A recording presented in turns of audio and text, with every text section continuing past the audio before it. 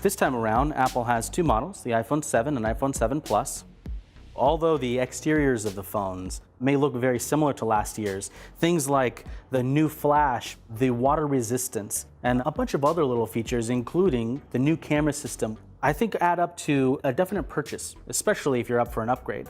Both the iPhone 7 Plus and iPhone 7 are now IP67 compliant, which means that they are splash and dust resistant. So not waterproof. You can't just dive into the pool and start using them, but if you do fall in or get pushed in, or you're washing dishes and they fall in the sink, or you're in the bathroom and the inevitable happens, or you get caught in a rainstorm, you're going to be protected, which is much more than you could say for past iPhones, where water damage was one of the big fears. So that is incredibly welcome to see.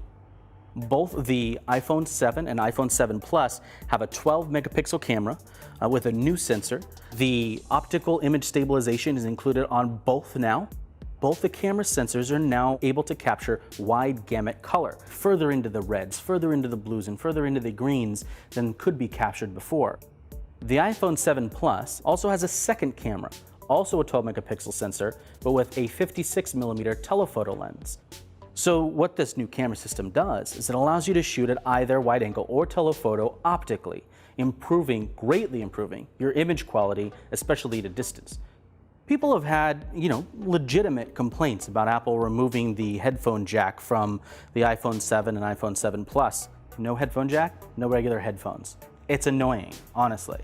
But Apple tends to do these things because it sees where the future is, it wants to push people towards that, and frankly, I don't think most people are going to mind, because the great majority of people use the headphones that came in the box.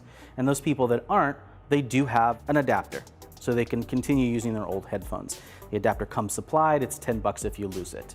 So is it annoying to have an adapter for this time period between now and when almost every headphone is wireless? Absolutely. But is it worth making that investment? It remains to be seen, but there are some clues in Apple's AirPods that will explain why. Apple's AirPods come in a small case which acts as a charging device. They're two Bluetooth headphones. So if you'd like to use it with an old iPhone or with an Android phone, you absolutely can. They act as regular Bluetooth headsets and are paired the normal way. But they do have a special pairing method just for iPhones, which is pretty slick. Not to be overshadowed by the lack of a headphone jack, there are other physical changes to these new iPhones that I think are actually very clever. One is the lack of a physical home button. Now you have this touch-based home button, which uses the Taptic engine inside the phone to send a vibration signal to your thumb to make it feel like it's a click, when in fact it is not. There are also two new finishes. One, jet black, and then you have what they call black or black, which is a sort of matte finish. One of the major things that everybody was wondering about with jet is, would it scratch?